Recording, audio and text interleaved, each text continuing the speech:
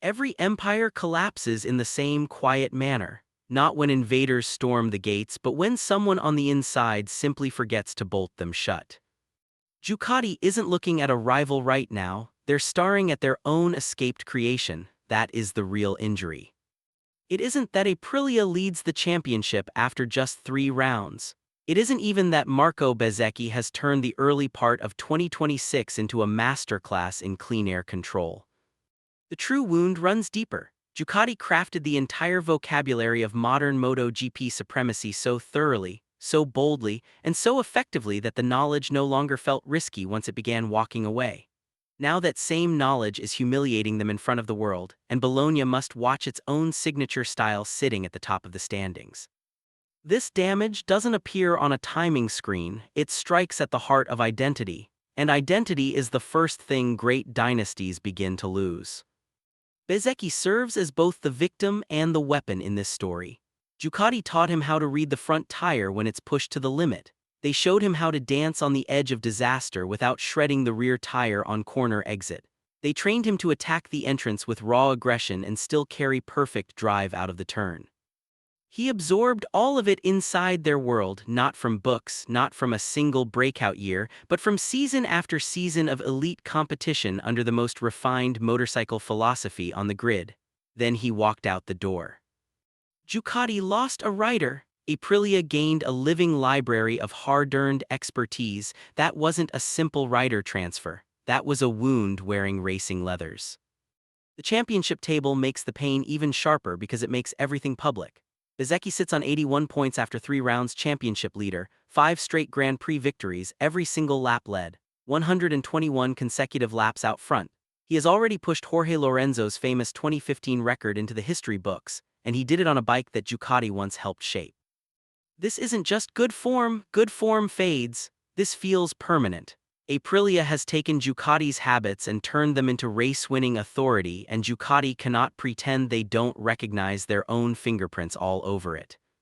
Their own creation is now speaking back to them from the top of the table, using their exact grammar to do so. Aprilia was never foolish, that's what makes the cut sting more. The RSGP always showed moments of brilliance. Alexis Spargaro dragged it beyond its natural level. Maverick Vignales uncovered grip in places that once seemed imaginary. Intelligence, effort, and engineering bravery lived in that garage for years. What it lacked was a fully polished championship operating system. Ducati had built exactly that. They spent years refining what a modern MotoGP machine should demand from its rider and what the rider should demand in return. Aprilia didn't invent that missing layer, they simply absorbed it. That is the real fracture. They didn't defeat the master by inventing something completely new, they closed the gap by becoming intimately familiar with Ducati's way of thinking. That's why their early 2026 dominance looks so effortless. Bezzecchi isn't forcing Aprilia into something unnatural. He's feeding the bike commands his body already knows by heart, and this evolved Aprilia can now respond cleanly without hesitation. Front-end confidence, rear-end management, corners prepared long before the apex. These aren't just individual rider skills anymore. They are full-system instincts that Ducati spent years embedding into the best motorcycle on the grid. Bezzecchi spent years turning those instincts into muscle memory. Now Aprilia is collecting the rewards and the paddock cheers the miracle without ever calling out the intellectual theft. Here is the first reversal. Ducati didn't fall behind because Aprilia suddenly found genius. Ducati fell behind because total dominance made them reckless with where that genius actually lived once it left the factory. Empires love to claim innovation as their exclusive property, but innovation doesn't belong to a logo. It lives in people, in riders, engineers, debrief conversations, setup choices, and the quiet decisions made under extreme pressure. Ducati treated that knowledge as a permanent asset because winners always assume their culture belongs to the building. It doesn't. It belongs to whoever carries it most effectively when the door finally closes behind them. And now the numbers deliver the insult. Marc Marquez sits 36 points behind after 3 rounds, still battling lingering damage, penalties, and imperfect control in a season that refused to wait for his recovery. Pecco Bagnaia is outside the top 5. The same rider once portrayed as the early warning signal that Ducati chose to ignore in favor of celebrating results. Meanwhile, Bezzecchi isn't merely surviving, he is dictating terms. Jorge Martín sits second in the championship on the same Aprilia project. Ducati isn't just dropping races, they are watching another garage deliver a smoother, more organized start to the season while their own riders spend Sundays managing damage that Aprilia has learned to minimize. That is what makes this injury feel irreversible so early. The legend of Ducati as the only complete academy has already cracked. Once a rival proves they can borrow your soul and win with it, the sport stops fearing your past and begins judging your present. Ducati's present, 3 rounds in, is a factory watching its own training program lead the championship from across the pit lane. The real problem isn't that Aprilia suddenly became superhuman. The problem is that Ducati created a system so complete, so dominant, and so convincing that it ended up training its own future opponents. This wasn't luck or momentum, it was a system leak. Ducati solved modern MotoGP years ago, then behaved as if the solution would remain loyal simply because the badge on the fairing never changed. But systems don't stay loyal, they travel to whichever garage knows how to use them best. The fatal mistake was cultural long before it became technical. Ducati spent its years of supremacy teaching riders how to think in the language of the dynasty, how to attack with force and still exit cleanly, how to commit early without ruining drive, how to build an entire race around front-end trust, rear-end discipline, and precise sequencing rather than single-lap fireworks. That language became ordinary inside their walls because constant winning makes the exceptional feel routine. Then riders moved on, engineers moved, ideas moved, the habits traveled with them. Ducati kept the motorcycle, Aprilia received the operating system. That is what the paddock keeps describing incorrectly. They call it Aprilia's sudden leap, they call it natural engineering progress. They call it the final maturation of the Knoll project. Some of that is accurate, but it's only half the truth. The fuller picture is harsher. Aprilia didn't rise from talented underdog to championship contender through inspiration alone. They brought in people already shaped by Ducati's methods and installed them into a team hungry for exactly that final piece of clarity.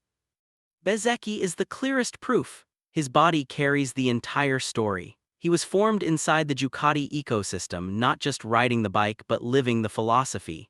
Every debrief, every setup tweak, every race weekend reinforced the same core lessons: control the front, prepare the rear, never hesitate. When he switched to Aprilia, he didn't bring nostalgia, he brought instructions. Riders don't reset to zero when they change brands, they carry deep reference points for braking, loading, confidence, and risk. Bezzecchi didn't stop thinking like a Ducati rider just because the bike's color changed. Aprilia didn't just sign a rider. They received a living masterclass in how the most advanced motorcycle culture of the era processes speed. And it wasn't only him. Technical personnel brought problem-solving instincts, which rider complaints deserve priority, which instabilities can be lived with, and which destroy a race, which setup directions are dead ends even when practice pace looks promising. Ducati had already paid for those lessons in championships, crashes, and years of intense development.